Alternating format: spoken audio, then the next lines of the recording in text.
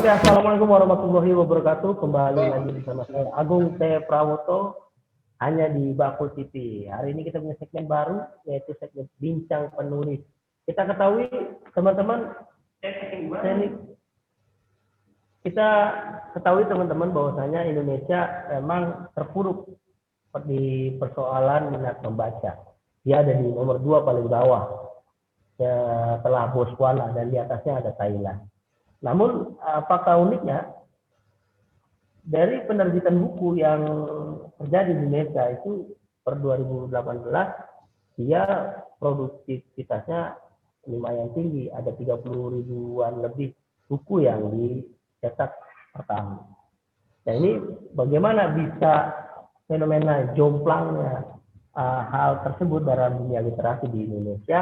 Nanti kita akan bahas bareng bersama seorang penulis kawan saya lama dari IMM dulu, bareng-bareng ikut Darul Al-Muhammadiyah di SKM di Jakarta. Kita sambut saja Mas Mulyanto. Assalamualaikum Mas Mulyanto. Waalaikumsalam Pak Ustadz. Pak Ustadz Agung. Saya kalau di ini biasa dipanggil Bung. Bung. Siap Bung. Bung kecil Sahrir. Bung Tomo Surabaya. Oke, Bung Tomo. Oke, Mas Mulyanto, apa kabar nih? Alhamdulillah sebaik sampean. Alhamdulillah saya baik juga. Mau menyusul selebar sampean juga ini. Ini mungkin apa ya, gambar kesejahteraan Pak, sudah sampai ke Jakarta. Iya. Oke, Mas, aktivitasnya apa nih di masa pandemi ini? Work from home, work from office, apa sudah ada perubahan dari awal pandemi sampai 6-7 bulan ke depan? Awal-awal seperti pada umumnya bekerja di rumah. Tapi setelah tahun ajaran baru ini, sekolah mengikuti Dinas Pendidikan di Surabaya untuk bekerja dari kantor, meskipun ya pembelajaran dari murid-murid tetap di rumah begitu. Oh, oke, berarti Surabaya masih PSBB ya. Atau sudah? Oh enggak. Sudah longgar, sudah semuanya longgar. Sudah longgar ya. Longgar. Jakarta juga longgar ya, bolong-bolong longgar. Oke, baik Mas. Siap. Jadi, nah berarti udah ada perubahan ya, kan tadinya work from home terus work from office. Nah, kira-kira aktivitas tambahan di rumah itu apa kegiatannya, Mas Mulyanto? Kalau masa pandemi ini, saya pribadi ini paling tidak menulis satu cerpen atau satu topik muhasabah untuk diri sendiri. Itu yang saya upload di sosial media saja. Kemudian ini kebetulan saya sudah 2 kali mewadahi para penulis hebat, termasuk Bung Agung sendiri ada di dalam bagian itu. Sebenarnya pertama kali saya mewadahi teman-teman guru karyawan di SD Muhammadiyah 4 Surabaya. Namun itu jadilah buku pertama yang Allah Maha Baik Hati itu. Kemudian saya coba keluar, menyiarkan ke teman-teman di luar supaya nanti bisa lebih bermanfaat lagi. Alhamdulillah kemarin buku yang berjamaah itu akhirnya terbit. Itu sebenarnya bagian dari tidak punya pekerjaan sebenarnya. Iya. Benar. Ini menurut saya selain menulis itu untuk ini ya, mengasah kemampuan kita, tapi juga ada untuk merefleksikan dan secara psikologi itu menuangkan isi pikiran ini penting sebenarnya untuk kesehatan mental. Benar gak sih, Mas? Wah, itu kalau saya tidak di bidang itu sebenarnya.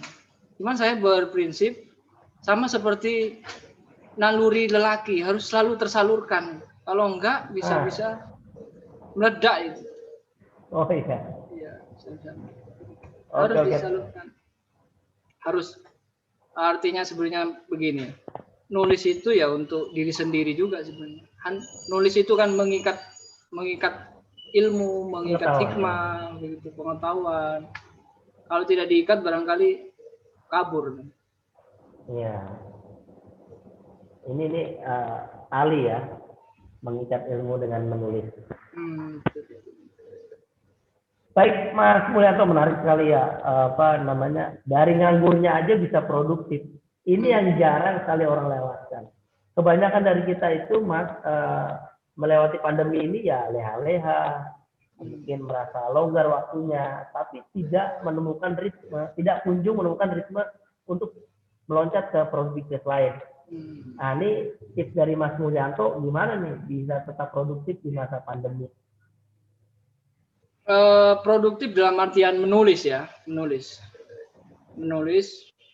sebenarnya tidak punya alasan, tidak ada alasan untuk tidak menulis. Sebenarnya menulis itu kan sebenarnya hanya memindahkan energi dari orang bisa ngomong dipindah dengan menulis, begitu kan? Sebenarnya kita punya banyak cerita, kita pakai status tinggi ya, daki-daki ya status itu, tapi hanya satu paragraf gitu. Mestinya status itu diperlebar lagi barangkali. Nanti bacaan itu paling tidak ketika dibaca orang lain entah 1, 2, 3 bisa tergugah gara-gara kita. Kita menulis apa? Perihal nasihat sebelum bercerai misalnya. Dan itu dibaca oleh orang yang hendak bercerai dan tidak jadi bercerai, maka kita sudah melakukan kebaikan akhirat itu, masuk surga itu. Mas Agung kan sering begitu, nulis begitu kan? Saya rasa harus produktif ya, karena memang waktunya kan lebih longgar. Biasanya kita sibuk, ini lebih longgar, lebih banyak merenung, lebih banyak. Itu kalau tidak digunakan untuk menulis, saya kira mubazir gitu. Baik, Mas, memang masa pandemi ini kita tahu ya, kita semua mengalami hal yang sama, dan ini mungkin hikmahnya sangat dalam sekali dari Mas Mulyanto, bahwasanya memang ini ibarat bulan suci Ramadan, kita ini dikurung dalam situasi yang berbeda di masa pandemi ini. Nanti di ujungnya ketika pandemi ini selesai, entah jadi apa kita di sana. Betul. Nah, gitu. Kalaupun kita nggak produktif ya, berarti kita masih persona yang sama ketika pandemi ini terlewatkan. Itu sangat disayang sekali. Baik, Mas Mulyanto, ini saya mau tahu tentang, kan bekerja di SD Muhammadiyah di Surabaya, itu sejak kapan, Mas Mulyanto? Saya 2014. 2014. 2014. Nah, saya baru nikah tuh 2014. Oh iya. Itu bulan Februari. Saya juga nikah pada waktu itu. Oh. Jadi kurang lebih sama. Anak pertama ya? Saya itu sudah 5 tahun ini. Iya, saya Desember lahiran. Jadi saya cuma 0,2 bulan. Hebat. Produktif. Turunan anak banyak kayaknya saya ini. Ya, semangat terus. Dunia harus diisi oleh orang-orang baik macam sampean itu. Makanya keturunannya harus banyak. Oh. Amin. Oke, Mas. Dan gimana membentuk profil Mas Mulyanto yang sebagai penulis novel-novel penuh hikmah, bahkan ada yang kisah nyata, yang Aku Bukan Anak Raja. Ini saya penasaran banget dengan buku ini, cuma saya belum dapat kesempatan akses bukunya nih. Ini dari mana persona menyatakan diri saya ini akan fokus menulis, sejak kapan dan apa alasannya? Saya itu sebenarnya sejak SD itu punya mimpi ingin jadi qori, minimal tingkat provinsi. Namun sejalan waktu, jangankan qori, baca basmalah aja sudah seperti kucing kejepit. Nah, karena sadar diri, potensi itu tidak dikembangkan. Akhirnya kuliah. Jurusan pun jurusan matematika. Saya sudah bulat tekad untuk mewakafkan diri, mengabdi untuk negeri, menjadi guru, itu sudah bulat tekad waktu itu. Namun setelah di kampus, wah, dengan bermacam-macam kegiatan ya, termasuk di IMM itu. Iya. Sosialnya malah muncul itu. Jiwa sosial yang muncul, eksaknya tenggelam. Akhirnya lulus kuliah tidak jadi guru, malah jadi wartawan. Jadi wartawan di Jawa Pos Radar Malang. Nah, disitulah kepenulisan itu muncul dari sana. Pada waktu wartawan, saya itu kan memang ditarget sama koran. Jadi setiap minggu itu harus menemukan berita yang human interest, prestasi, kesedihan gitu. Dan itu ditulis secara khusus. Itu kalau ada kolom Jawa Pos di paling bawah itu tulisannya pasti beda, itu tulisan sastra itu. Nah, dari situ maka saya termotivasi untuk meningkatkan kesastraan saya di situ. Nah, barulah setelah dari Jawa Pos, alumni dari Jawa Pos, saya di SD ini, di SD Muhammadiyah Surabaya ini. Di SD pertama-tama ya karena basicnya jurnalis, maka saya membantu di bagian humas itu, di ngurus web sekolah, segala nulis berita, wartawannya sekolah lah. Nah, makanya ada terbit buku yang itu ya, iya, yang dikirim ke saya satu tuh, laporan kegiatan-kegiatan sekolah itu. Gila nulis berita itu. Begitu. Nah, pertama karena saya pengen tahu lah, pengen banyak tahu, akhirnya saya belajar buku ini gimana caranya agar banyak menjamur buku-buku penerbit indie kan. Akhirnya saya belajar penerbit indie ini sebenarnya gimana. Maka buku ini, ya kan, buku ini ya Mas Agung. Ya, betul. Ini sebenarnya direktur perusahaan buku indie ini adalah saya. Marketingnya saya, editornya saya, pemasarannya juga saya, semuanya ini.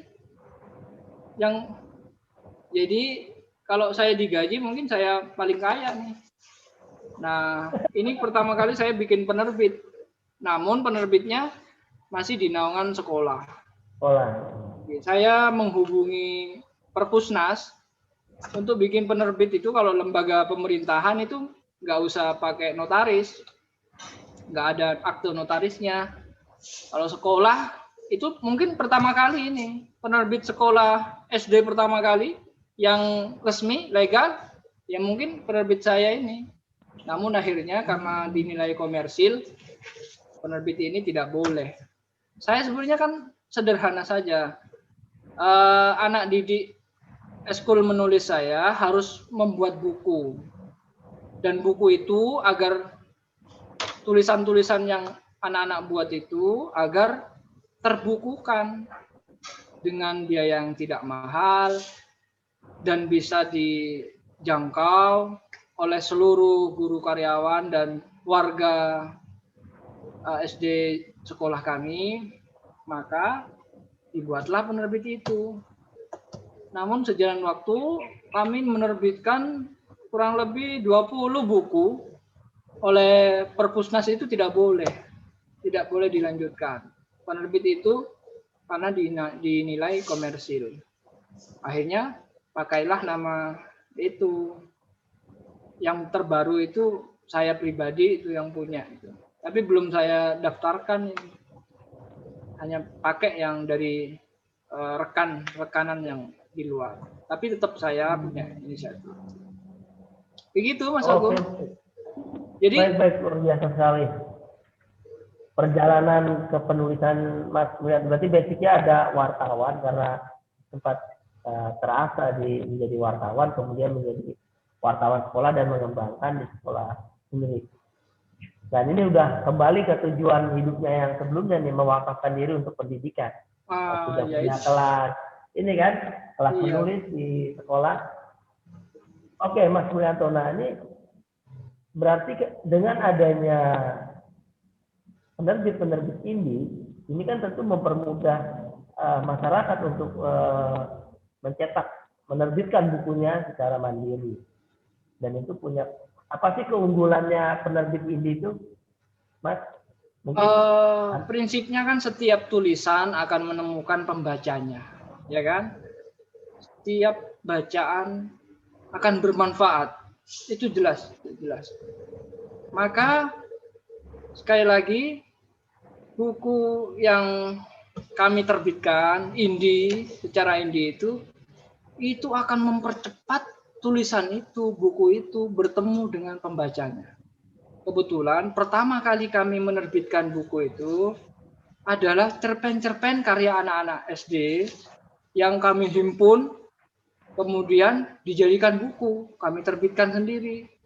Dan setelah jadi buku, kembali ke penulisnya. Dari penulisnya baru dibagi-bagikan ke teman-temannya. Ada juga yang karena disiarkan secara massal di sekolah, maka penggemar buku juga membeli meskipun tidak menulis. Nah, maka ketemu sudah itu. Jadi itu kesenjangan itu antara penerbit mayor yang nunggu lama, kalau tidak top nggak masuk, ya kan? Hanya ketemu itu, harus ada indie. Karena indie akan langsung sampai kepada pembacaan. Maka dari mulai berawal dari anak-anak SD yang nulis, kemudian saya berpikir kenapa kok tidak yang dewasa yang nulis. Begitu Mas Agung. Oke, baik. Ini penting banget informasinya ya buat teman-teman yang ternyata punya blog tapi tidak kunjung diterbitkan. Betul. Penting nggak sih Mas? Kan kita juga bisa nulis, kalau nulis untuk diri sendiri kita di blog dan media-media daring sekarang sudah banyak sekali platformnya. Itu penting nggak kita menerbitkan buku kita? Menurut saya penting sekali itu. Karena ketika begini ditanya, kamu sudah buat apa? Ada teman ya, ada rekan ya, kamu sudah buat apa? Dia mikir, aku punya blog. Gimana cara ngaksesnya? Aku punya buku, lalu dilemparkan ke depan mukanya. Maka jelaslah ini buktinya gitu. Aku punya buku, maka jelas ini loh bukuku gitu kan? Jelas. Bukan itu semata sih sebenarnya. Cuman itu lebih resmi karena Perpusnas. Bahkan bukan Perpusnas ya, yang ISBN itu kan dari mana itu Mas Agung ya? ISBN kan dari internasional ya itu ya. Iya. Maka menurut saya penting blog-blog itu dibukukan. Nah, kalau bingung langsung hubungi Mas Agung aja. Kalau bingung mau jadi buku langsung hubungi Mas Agung aja. Begitu Mas Agung. Oke. Keren. Jadi ya punya alasan tersendiri kenapa harus dibukukan ya. Betul. Punya karya. Ada bukti fisik. Jadi kalau orang dulu kerennya ketemu itu tukar kartu nama. Betul. Sekarang kalau ketemu kita bisa bertukar buku. Masuk itu saya. Karena ada ininya ya, profilnya di situ. Betul. Oke, ini meminjam istilahnya Pram terkait dengan buku adalah anak rohani dari Gua Pikir Kita ya. Jadi Mas Mulyanto ini sudah 6 novel sendiri ya, Mas. Iya betul. Mas Mulyanto ini anak rohani. Kira-kira proses terbentuknya itu dari apa nih? Genrenya ini tentang hikmah, novel-novel agama, novel-novel tentang kehidupan sehari, atau inspirasinya dari mana sih novel-novel ini terbit? Apa yang saya tulis itu sebenarnya tidak jauh dari lingkungan saya. tidak jauh dari sekitar saya. Atau barangkali itu juga ada penggalan-penggalan kisah saya, itu Mas. Dan saya pikir itu harus diikat karena mengandung banyak pelajaran, maka ada di buku itu, ada di dalam bacaan-bacaan itu. Sebenarnya itu juga pertama kali begini, novel pertama kali saya itu yang Istighfar Cinta itu sebenarnya cara saya melamar istri saya. Ada di situ. Wah, menarik nih, menarik. Memang coba lihat penulis-penulis kenamaan itu, Andrea Hirata, kan tidak jauh dari kehidupannya sebenarnya. Memang penulis-penulis juga latar lingkungan dia. Latar lingkungannya besar, juga ya? begitu. Kalaupun disisipi dengan kisah yang lain, kegombalan-kegombalan itu semata hanya pengayaan sastranya aja itu. Tapi sebenarnya memang apa yang ditulis rata-rata, termasuk saya pribadi, itu adalah kisah penggalan-penggalan kisah hidup yang dinilai indah, yang dinilai menyakitkan, dan dekat di sekitar kita. Itu. Jadi nulis menurut saya ya tulislah apa yang dekat dengan kita. Itu baru. Saya sebenarnya begini, kalau saya berpikir nulis untuk kaya itu bagi saya jauh Mas. Jauh. Karena tidak laku buku-buku saya itu. Lakunya itu kalau disedekahkan. Jadi kado gitu. Begitu. Ya, aku menemukan formula sebenarnya dari kepenulisan ini. Gitu. Kan tadinya sekedar monumental buat diri aja, aku bisa nulis. Aku nulis sama istri, ini buat monumental aja. Ternyata nggak aku pikir ini punya nilai ekonomi ketika kita bisa memasarkannya. Ini aja seperti yang buku Berdamai itu, aku lempar karena memang relate dan dia punya relevansi yang kuat terhadap masa pandemi ini. Animonya luar biasa, Mas. Jadi para dokter yang kemarin aku sambangi dalam kegiatan misi kemanusiaan tuh mau dia responnya dari teman-teman yang bekerja di fasilitas umum seperti MRT segala macam, mereka kuat karena memang buku itu punya relevansi yang kuat di masa saat ini gitu. Dan itu punya nilai ekonomis. Tentu saja kan kita nggak bisa melulu dengan stigma penulis itu ya keuangannya biasa-biasa aja.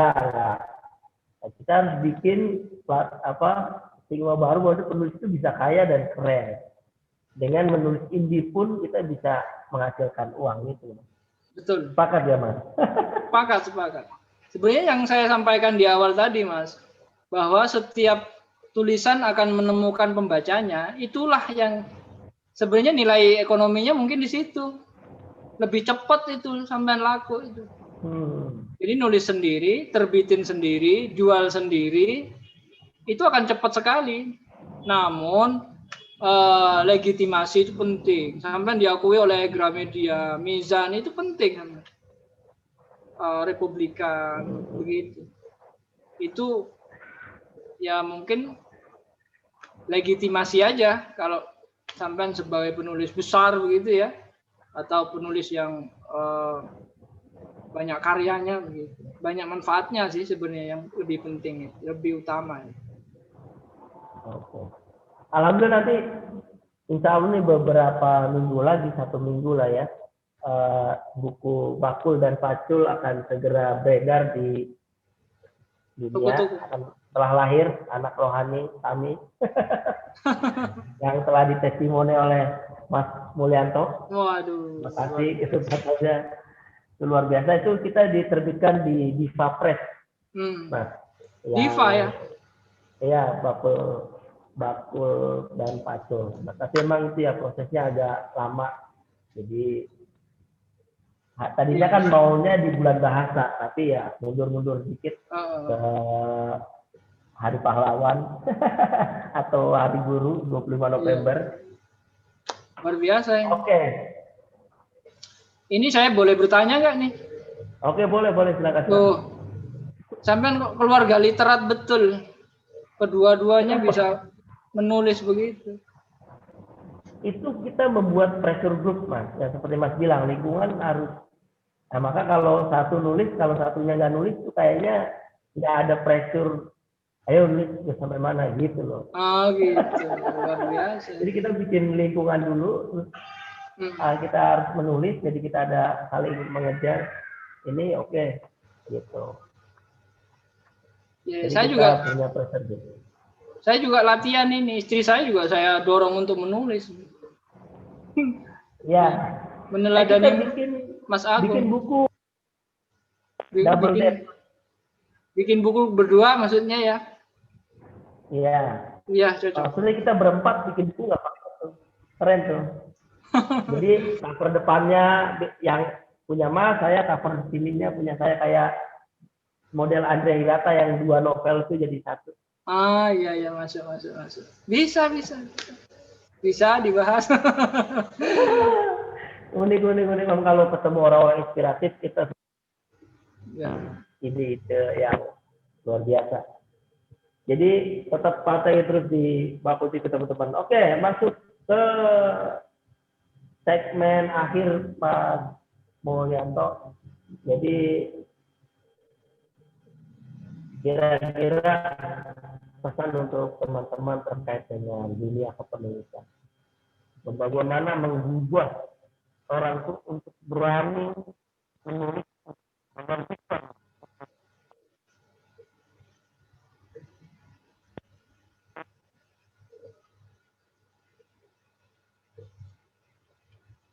Baik, Mas Agung.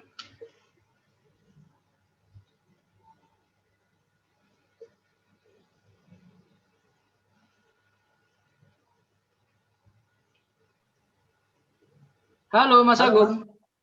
Ya. Oke. Saya ulangi pertanyaan saya. Oke.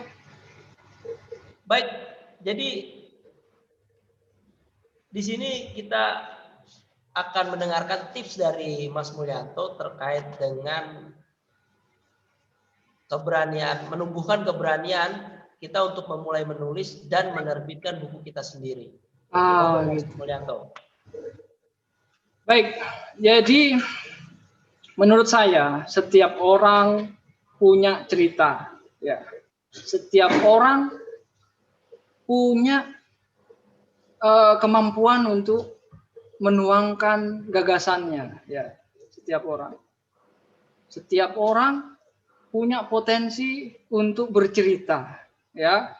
Jadi setiap orang punya cerita, setiap orang punya gagasan, nanti kita lihat. Maaf ada iklan. Lanjut. Iya, pagi terus. Setiap orang punya cerita, setiap orang punya gagasan, setiap orang bisa bercerita, ya kan? Jangankan yang normal ini, yang berkebutuhan khusus pun masih bisa bercerita, ya kan? Maka dari itu, abadikan cerita-cerita itu. Lebih-lebih cerita itu mengandung banyak hikmah, mengandung banyak pelajaran. Abadikan melalui buku. Dan untuk menulis buku itu sangat gampang sekali. Kita sangat terbiasa misalnya dengan sosmed, dengan Instagram, Facebook. Kita berhalaman-halaman nulis di situ. Namun untuk menulis buku jauh lebih gampang lagi. Ya, jauh lebih gampang lagi. Maka menurut saya dengan 3 landasan itu tadi, kita punya cerita, kita bisa punya gagasan, kita bisa bercerita, dan nanti cerita kita, atau saya lebih enak cerita, menyampaikan cerita itu. Karena sebenarnya dalam cerita itu, kita tanpa sadar memberikan hikmah, ya kan? Mas Agung bercerita tentang tukang ojek, ternyata di dalamnya mengandung jutaan hikmah itu. Maka menurut saya setiap cerita-cerita itu abadikan dengan dalam buku itu. Ya. Kata orang bijak bahwa satu peluru hanya menembus satu kepala, tapi satu tulisan bisa menembus jutaan kepala, ya kan? Ya, ya. Kira dengan menulis begitu, mungkin niatan awal tidak usah kaya dulu. Niatan awal untuk berbagi, bersedekah lewat tulisan. Nanti barangkali ke belakang bisa menjadi penulis hebat. Mas Agung, saya karena menulis dan saya tidak berharap apa-apa, saya 2018 itu dapat hadiah gratis jalan-jalan ke luar negeri. Itu oleh pimpinan wilayah Muhammadiyah Jawa Timur. Saya tidak pernah bermimpi dapat itu. Saya tidak pernah bermimpi untuk dapat paspor, bisa punya paspor ya. Ternyata gara-gara saya menulis itu, saya dapat hadiah jalan-jalan gratis. Nanti pada masanya karena menulis kita akan menemukan madunya sendiri. Serius. Luar biasa. Menulis akan menemukan madunya. Begitu Mas Agung. Semangat terus apalagi pandemi. Karena dan menurut saya memang temannya menulis adalah membaca. Jadi kita membaca itu dapat dua keuntungan. Pertama, dari membaca kita mendapatkan apa pesan yang kita baca. Apa isi bacaan itu. Yang kedua, kita bisa mendapatkan ilmu tentang gaya penulisnya. Ya, gaya menulis orang itu. Itu saja. Jadi kalau mau menulis seperti Terelie, silakan. Anda baca saja tulisan Terelie. Jangan hanya sekali, baca berpuluh-puluh kali, baru ketemu tuh gaya tulisan Terelie. Sama. Tulisan Andrea Hirata kalau mau ditiru juga begitu. Maka menurut saya, ayo menulis. Ayo menulis. Namun sebelumnya biar otak ini kan ibarat gelas ya, maka biar otak ini bisa mengeluarkan ide tulisan itu, otak ini juga harus diisi nih. Mulyanto, ya ayo menulis, itu pesan dari Mas Mulyanto. Dan apa pelurunya? Membaca. Sebelum ditembakkan menjadi tulisan, maka Anda harus mengisi pelurunya. Pistol Anda sekuat apapun tanpa peluru tidak akan bisa menghasilkan apa-apa. Aduh, luar biasa itu. Mas Mulyanto. Oke, terima kasih teman-teman di sesi makan siangnya. Semoga bermanfaat pertemuan kita kali ini. Saya akhiri. Assalamualaikum warahmatullahi wabarakatuh. Waalaikumsalam warahmatullahi wabarakatuh.